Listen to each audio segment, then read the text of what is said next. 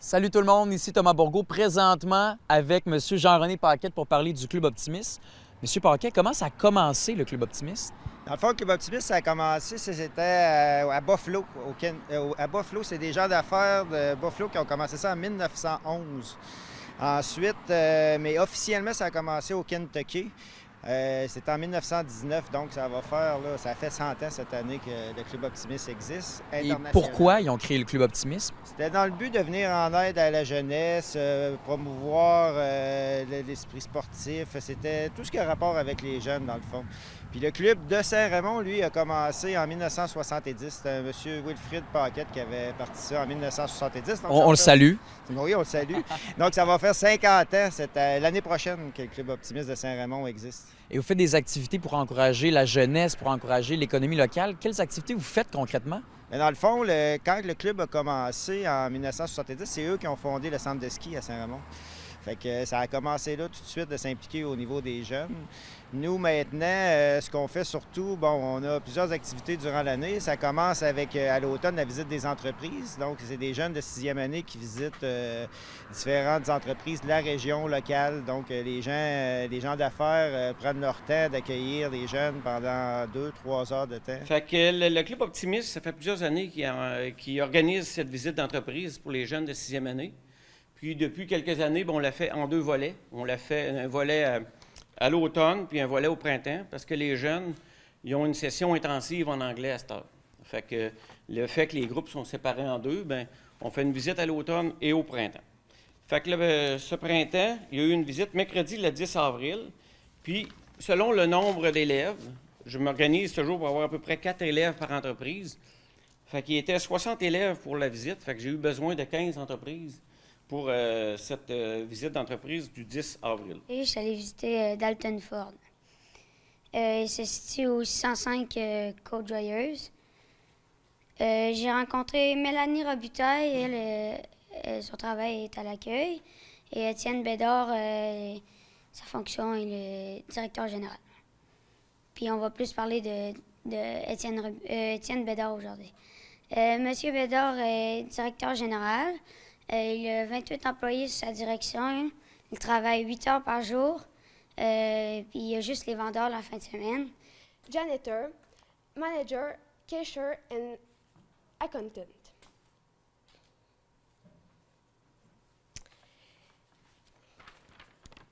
It was an amazing and fun visit. We have been very welcome.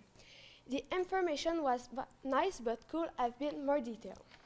Êtes-vous une grosse équipe? On est une quinzaine de membres, tous des gens de Saint-Raymond, des alentours. Dans le fond, il y a 2 clubs dans le comté de Portneuf. Maintenant, il y en a seulement 2 qui restent. Il y a celui de Cap-Santé puis Saint-Raymond.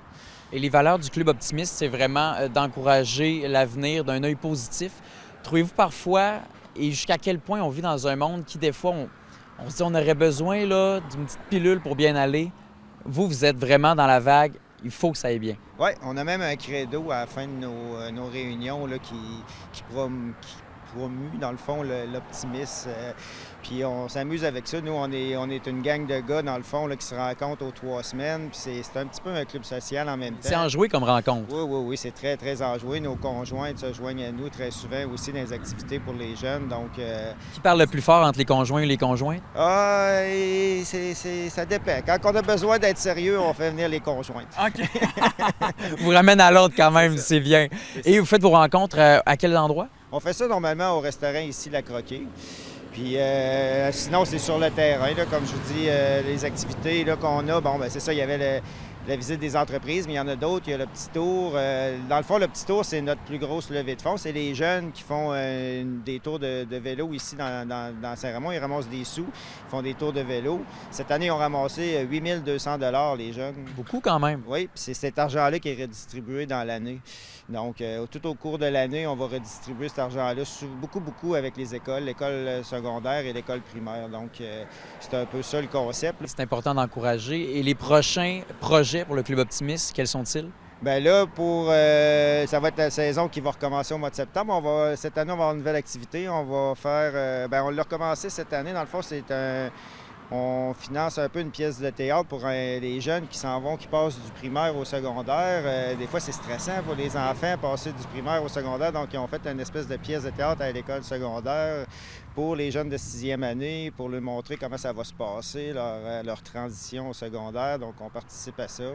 Fait que ça, c'est un nouveau projet qu'on a cette année. Puis on va être aussi probablement à l'école au début de l'année pour les accueillir avec les professeurs. Là, on va les aider un petit peu, faire du bénévolat à ce niveau-là. Là. Et M. Paquette, si on veut encourager le Club Optimiste, si on veut donner, parce que c'est une très belle cause, à qui il faut parler, qui il faut rejoindre? Bien, dans le fond, on a maintenant une page Facebook. Il y a moyen de nous rejoindre là. Sinon, c'est vraiment...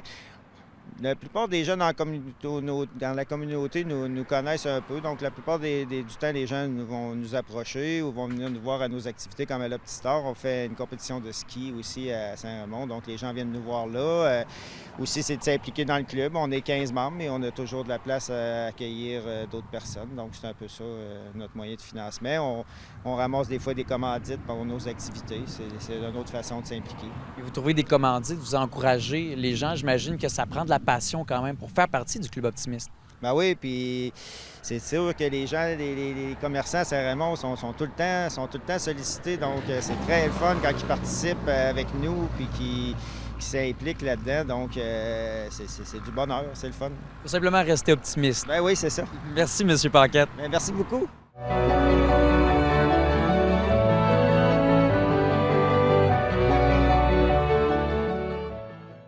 Bonjour tout le monde, ici Thomas Bourgault, encore une fois avec Stéphane Lépine pour la capsule CJSR. Stéphane, on se trouve devant l'antre du Dragon, devant les studios CJSR, le bureau. Qu'est-ce qui se passe une fois qu'on traverse? Oui, bien c'est ça qu'on va vous expliquer dans cette capsule-là, puis peut-être l'autre d'après, parce que c'est quand même, la visite, expliquer tout ça, c'est quand même peut-être plus que 5 minutes. Là.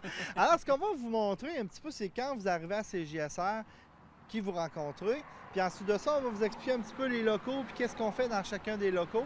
Donc, c'est sûr que ça va être très rapide. Là. Normalement, des visites, c'est plus long que ça un peu. Mais ça va quand même vous donner un petit résumé. Puis au début, moi, je vais vous laisser la place. Donc, je vais te laisser entrer et tu vas pouvoir présenter la secrétaire réceptionniste ici, Suzy Bertrand. Donc, je te laisse y aller. Et si tu peux décrire Suzy en un mot, selon toi? Ah, ben de bonne humeur, tu vas voir. Ben de bonne humeur, on s'en va, Suzy. Merci, Stéphane. Merci. Suzy Bertrand, réceptionniste extraordinaire, le visage de la station CJSR. C'est quoi tes tâches, Suzy, en tant que réceptionniste ou que chien de garde de CJSR? Bien, en fait, mon titre officiel, c'est secrétaire administrative. Donc, ça veut dire que je fais tout ce qu'il y a à faire. Avec l'administration. L'administration, effectivement, l'accueil des gens, le lien entre le côté montage et la diffusion, parce que c'est moi qui place les choses dans l'ordinateur de programmation. C'est moi quand vous appelez, c'est moi qui répond au téléphone. C'est moi qui fais les appels aussi. Dans le fond, c'est ça. C'est mon domaine ici, donc... Et comment t'en es venu à travailler pour CJSR? Parce que tu as un parcours quand même atypique. Oui, effectivement. J'ai travaillé comme éducatrice en CPE pendant plus de 10 ans. Ensuite, j'ai fait un changement de carrière. J'ai travaillé en hôtellerie. Mais je travaillais plus dans les bureaux. Je voyais pas assez le monde. Fait que ici, je me suis dit... T'aimes les gens, c'est ça qui te motive. Oui, effectivement. Fait que je me suis dit... je veux avoir un contact direct avec les gens. Donc, quand les gens rentrent, c'est tout de suite, je suis là. Les collègues sont pas loin non plus, donc il y a beaucoup d'intérêt. Est-ce que c'est une bonne chose, ça? Oui, ils sont très sympathiques et j'adore ça. Oui. C'est une belle ambiance, puis non, c'est bien le fun. J'imagine qu'avoir travaillé en CPE, ça t'aide à interagir avec les gens, parce que c'est quelque chose de pas toujours facile, les humains, on le sait. Est-ce que ça t'aide? À quel point ça t'aide? Ça m'aide à adapter ma façon d'accueillir les gens selon ce que les gens présentent, dans le fond. Fait que s'ils sont plus sérieux, je vais être plus sérieuse. S'ils ils mettent beaucoup d'humour dans leur approche, je vais mettre beaucoup d'humour aussi. Parce que t'en as aussi pas mal. On te connaît, là. Je suis la ricaneuse de la place, donc. Suzy, on entend son rire du studio. C'est quand même... c'est dérangeant pour se mettre des écouteurs des fois. Ben non, c'est pas vrai. Suzy, en terminant, c'est qui ton préféré à CJSR? Ben, j'ai pas vraiment de préférés. Je les aime tous. Je te donne 20 $, tu vas répondre. Ah, je les aime tous. Ben, elle est parfaite. Merci, Suzy. On va aller te voir. Parfait, merci. Merci.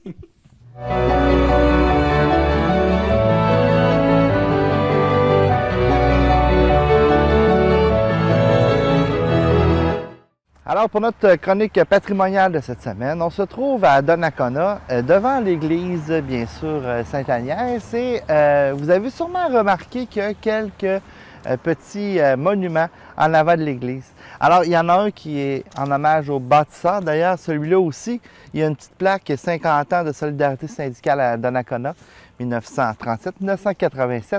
Mais, surtout, nous, ce qu'on va s'attarder, c'est la petite plaque qui est plus bas, que vous voyez présentement à l'écran. C'est la plaque qui souligne le passage de Charles de Gaulle, le président de la République française, en 1900, il me semble que c'est 67. Donc, c'est ça. Donc, ça fait 50 ans cet été. Et c'est ça, il y a eu beaucoup de cérémonies qui ont été faites pour l'occasion. Alors, dans le prochain reportage, on va vous présenter justement un résumé de ces cérémonies-là. Il y a eu, entre autres, une exposition qui était au Relais des Écureuils. Il y a aussi toute la procédure pour la venue du cortège qui est parti de Québec jusqu'à Montréal pour souligner l'événement. Alors voilà, on vous parle beaucoup de la visite cette semaine de Gaulle à Donnacona. La bienvenue au chef de l'État français, le général Charles de Gaulle. De tout mon cœur, je remercie M. le maire, le conseil municipal, M. le député, toute la population de Donnacona de leur émouvant accueil. Et je remercie M. le Premier ministre qui m'a appelé dans votre vie. M. le maire a évoqué magnifiquement tous les souvenirs d'histoire française qui sont ici et aux environs. Et j'en ai été très touché. Et puis maintenant, je vois le président du Canada français, c'est-à-dire un pays vivant, au possible, un pays qui tente de devenir maître de lui-même. Vous voyez ici devant vous une exposition de photos et de citations qui s'est produite le 24 juillet 1967. Comme vous pouvez voir, il y a beaucoup de détails, et beaucoup de personnes qui ont participé au montage de cette exposition. J'invite évidemment toute la population à venir jeter un coup d'œil sur ces photos et ces articles.